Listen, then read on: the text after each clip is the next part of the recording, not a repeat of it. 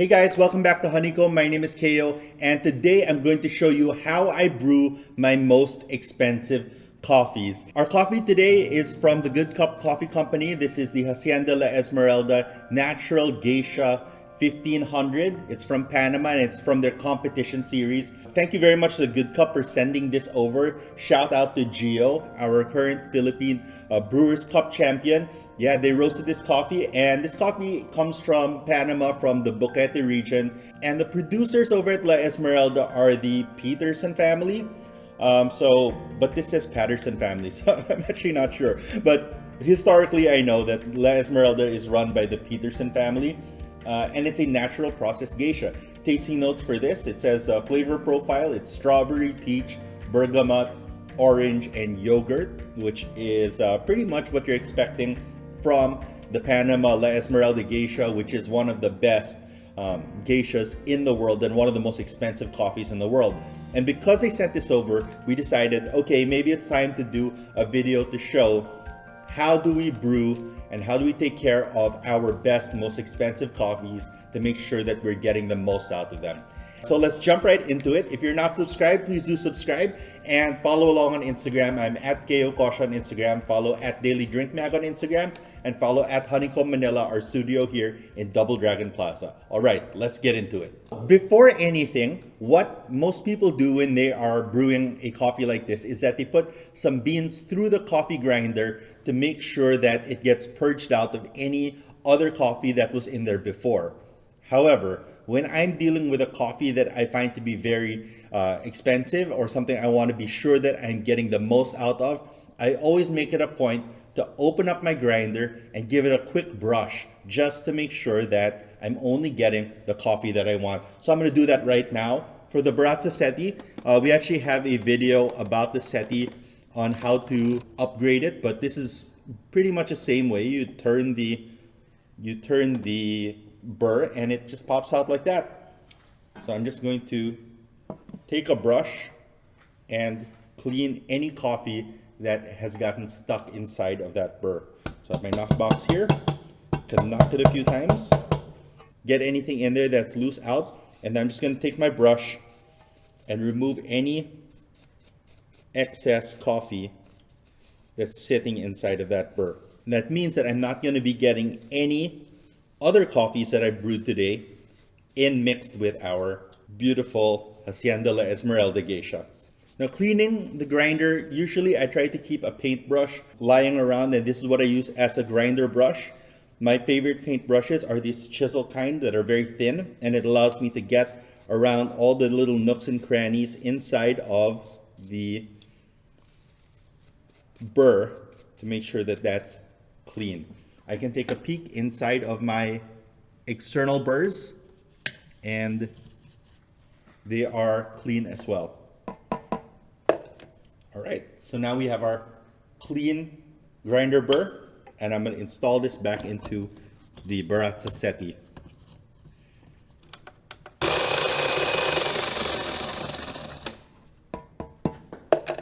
All right, after I've done that, usually there's quite a bit of ground coffee just lying around. I'm going to clean that up real quick. All right, so now that I've done that, I've started my water boiling. Our water will be served at 96 degrees Celsius. So I have that set already. The water is already boiling and set. At this point, I'm going to pull out the coffee now. Our coffee came in the coffee bag, and as soon as I open up the bag, I moved it into an airscape storage. This is how you keep your more expensive coffees in top quality and top condition. And we have a video about the airscape and how this little kind of medial lid keeps all of the oxygen out. And there's our coffee.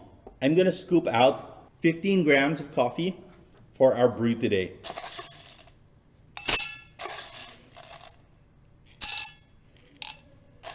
Now, because I just cleaned out my grinder, I have to anticipate that some coffee might get stuck in the spots that I just cleaned out. So what I've done is I put about 1.4 grams of coffee into my dosing cup just to make sure that I get all the coffee. Now, after I grind, I'm going to check again that the weight is correct. So make sure that your scale is still at 0. Now for grind size on the Baratza Seti, for this particular brew method, I usually use size 6. But because I have a modified Baratza Seti, and we did a video about modifying the Baratza Seti as well, I am going to set this at 12, and that will account for the 6 steps that I get on an adjusted Baratza Seti.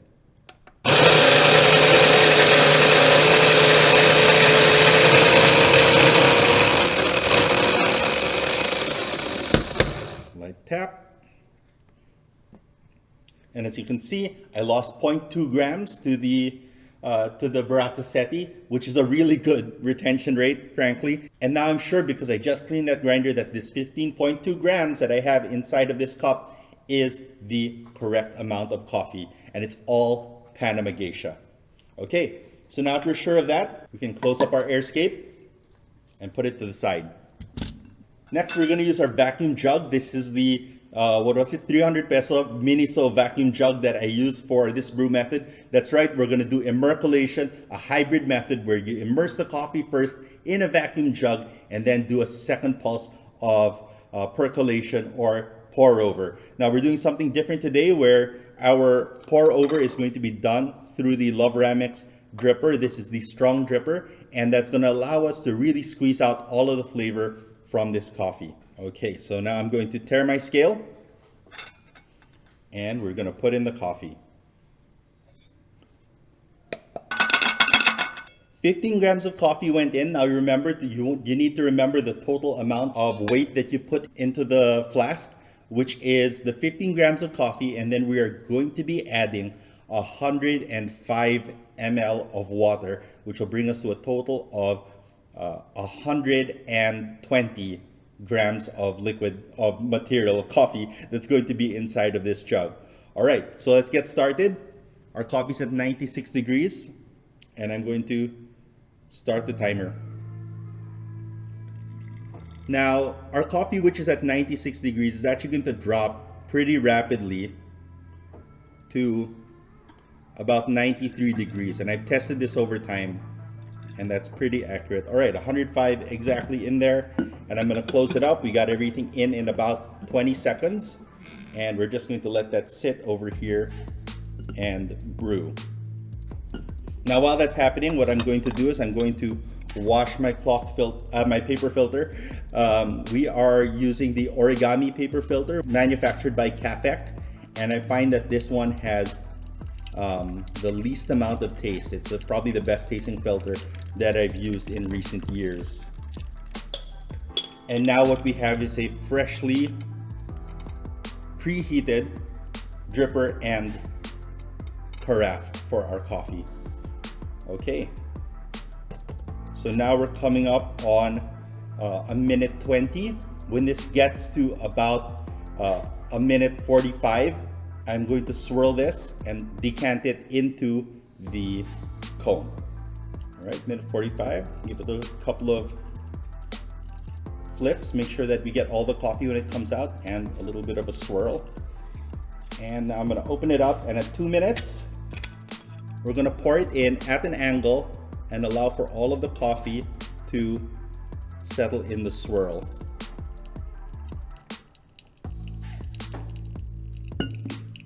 All right, so you can see, I don't know if you can see here, there's no more coffee left inside the vacuum jug. All the coffee is dripping down through here, and at 3 minutes, we've tared our scale, and now we are going to add the remaining 120 ml of water into this pour over.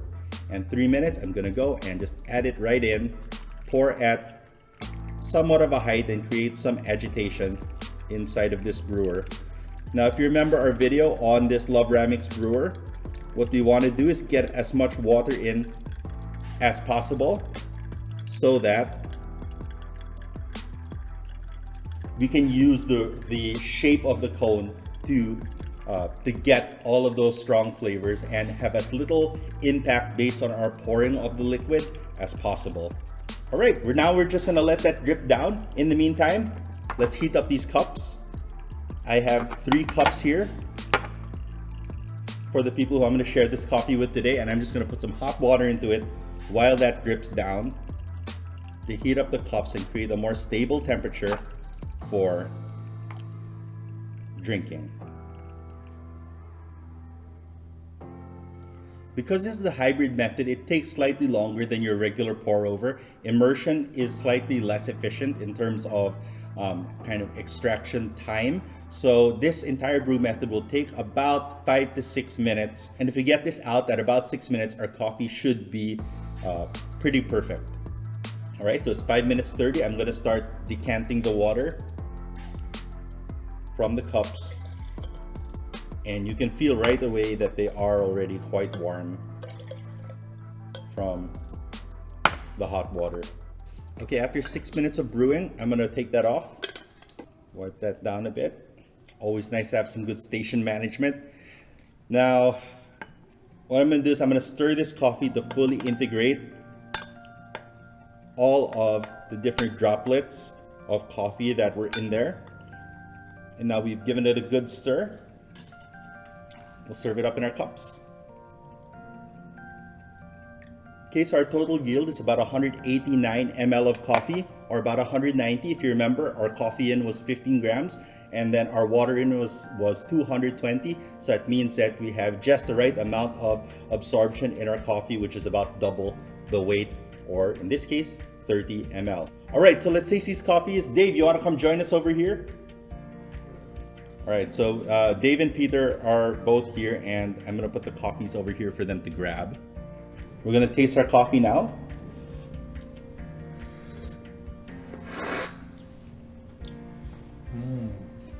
It's very clean and floral. Layered floral. Yeah. Yeah, the clarity on this coffee is really high. Yep. Like you can really taste what's in there. I'm getting the peach. What is bergamot? I mean, the Good Cup always uses bergamot as a tasty note, and I always find it the hardest to pinpoint for me. Bergamot is some sort of citrus fruit. Yeah. So it's like a citrus fruit. Yeah, I'm definitely getting that. There's some sort of like citrus pith flavor in here. They're saying orange and yogurt. Orange is definitely there. Like I'm getting different citrus notes in here. Yogurt. Not much on the yogurt. Not much in yogurt, yeah. I feel the heaviness of the yogurt though. You feel the heaviness, you see it as like a It's texture. the texture, not the taste. It's a texture, not a taste. Do you Really like it? interesting. Do I you haven't like it? tasted this coffee before. Yeah. So Do you like it? Coffee? I do like it. This is not kind of like the fruit bombs that we're used to with Hacienda La Esmeralda. This is a bit more delicate, and I can understand why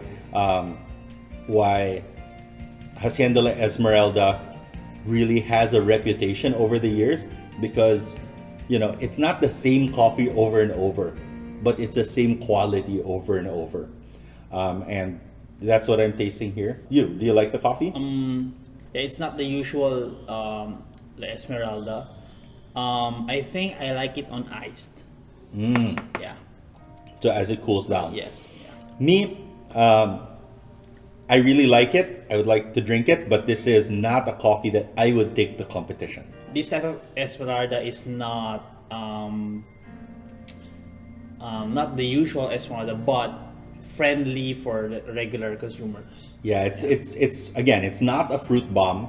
Yes. Instead, it's kind of very nuanced and kind of light textured. I'm not sure if a lot of judges will go for it. That's my comment. But is it a great cup of coffee? Yeah, it's a great cup of coffee. So again, thank you to the Good Cup, and shout out to the Peterson family. Thank you guys. Thank you. Of La Esmeralda. We always love tasting your coffees. And yeah, if you have any questions, please do leave them in the comments below. My name is Keo, and thank you, Dave. Yeah. Don't forget to subscribe and leave a comment if you can. I wish you guys good luck. I wish you guys good health. I wish you guys great coffee. Peace. Peace.